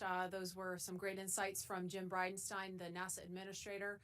The crew's making their way back to astronaut crew quarters, where they're going to remain in quarantine until Saturday. They've been in quarantine for 2 weeks, and there they will stay to keep them safe and healthy for our next launch attempt. Again, we had to stand down from launch today because of unfavorable weather conditions around Launch Complex 39A, but we're going to be ready to do this again Saturday, May 30th. The new launch time will be 3:22 p.m. And our coverage will begin live here on NASA TV at 11 o'clock in the morning Eastern Time, Saturday. So be sure to tune back in on NASA television and nasa.gov/live if you're watching along online. And we will be back here to take you through it every step of the way. Thanks for sticking with us, and we will see you back here Saturday.